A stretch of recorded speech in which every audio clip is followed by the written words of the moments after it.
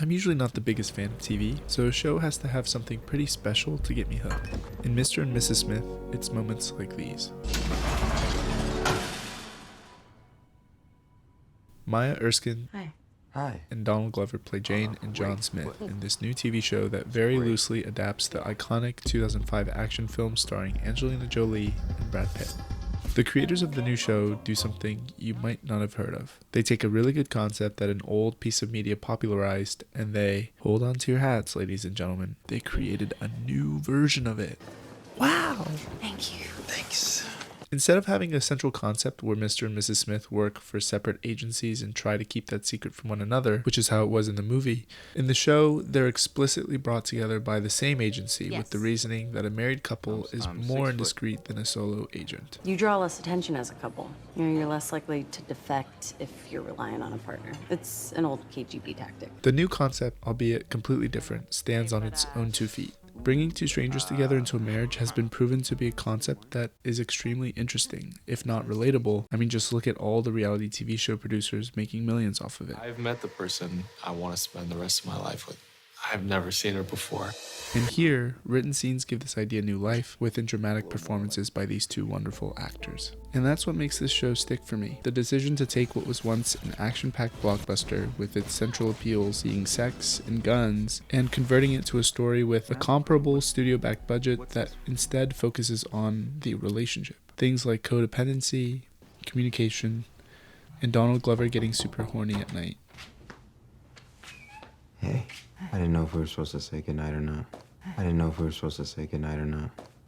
The pilot starts in a pretty standard American television way. You have this dramatic opening scene where 2 random, super ugly people have a last stand where love conquers all.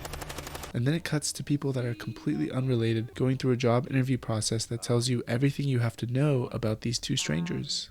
How convenient. I'm sorry, the hater inside me dies hard. But then everything slows down after the 2 main characters meet. And the majority of the pilot isn't stuffed to the brim with action or excitement or even plot development. For a while, we just simply watch them get to know each other and learn how to coexist within this space. By space, I mean the physically confined spaces that they are in together, but also the spaces in their conversations, the tension, and the awkward silences that return over and over throughout the first episode. These silences are the centerpiece of the first few days of John and Jane's relationship because they demonstrate a lack of openness that the characters have with each other as they try to feel each other out. Unfortunately, not in the way that John wants. My guy is down bad. But as we watch them struggle to communicate, we as an audience also find ourselves locked within this struggle. The awkward moments between them feel extremely awkward for us, or at least they do for me, which begs the question, is this awkwardness a triumph or a failure? I mean, this is not just a question for this show, right? But a universal question across all media. Like, awkward moments inherently feel bad to watch, so when do we interpret those bad feelings as a worthwhile accomplishment, and when do we call them cringe? In the pilot, John and Jane are tasked with something seemingly simple. They have to tail this lady and take her package, then deliver that package to another location. At first, they find her at this restaurant and discover that she does not yet have a package on her, and so they stall. They grab a booth, set up camp, and spy on her. But at the same time, they're not just going to sit there awkwardly and hate themselves in silence. So how'd they get you? They're going to make small talk and try to get to know each other. Recruit. How'd they recruit you? After all, they're technically married now, but that small talk ventures into unknown territory. Have you ever killed anyone? Which makes them uncomfortable. Okay. And then awkwardness ensues, and so they use their mission to deflect. Look at how both John and Jane, when things get awkward or uncomfortable, cope with that tension by peeking over at the woman that they're following. It's a beautiful dance that's fun to watch, because everything is motivated. The waiting is motivated by their mission, and the waiting is awkward, because they don't know each other at all. So that motivates them to ask questions. What was your name before Jane? It wasn't Jane. But neither of them want to answer truthfully, not knowing how much they want to trust the other person. And so that motivates them to deflect. Got predator eyes, like they're like a little closer together. What? And the cycle continues. Since we can logically follow this progression, the awkwardness feels earned, and it doubles as a means of creating tension that makes us wonder where all of this is going.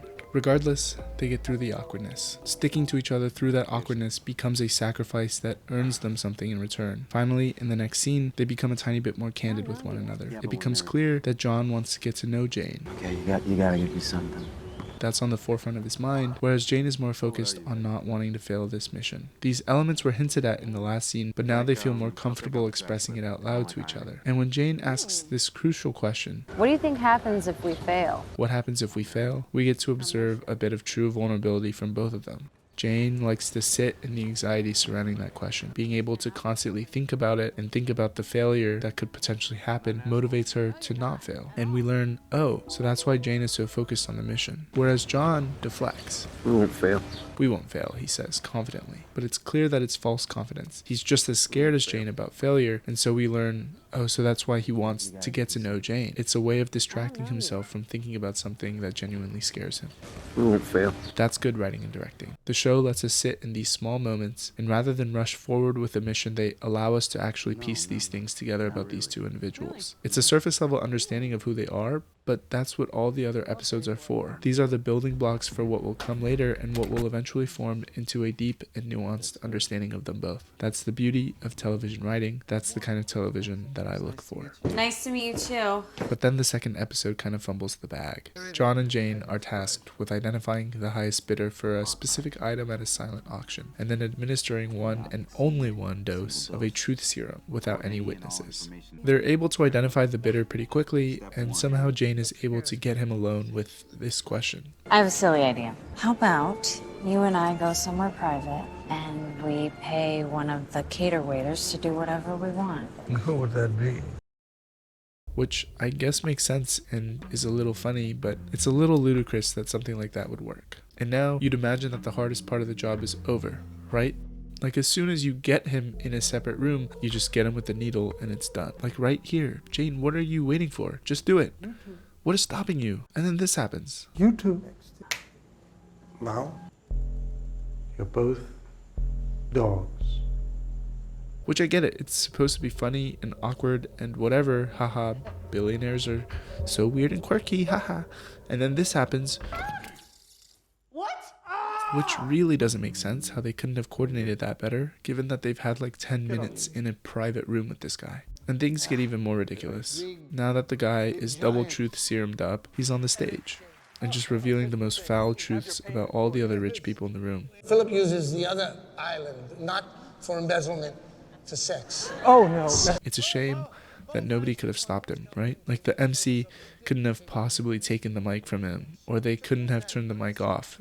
No, the show needed to have its big, culturally relevant moment. This second episode taps into a different kind of awkwardness than the pilot. It's awkwardness that lacks motivation or logic and is instead forced on the characters and the viewers by the writing. The social message is the core factor of this episode, not the characters, not their development. We don't learn anything about either of them in this episode. There's just shit that happens that's not interesting or insightful. I'm upset about this, and maybe this is not worth all that, but the pilot was so beautifully executed in terms of how the character motivation and the plot went hand in hand. It's not easy to find TV like that. Hopefully the rest of the season gets back to where we started. Maybe I'll make another video when I'm done with the whole season. But yeah, if you made it this far, I love you. Don't forget to like and subscribe. Thank you.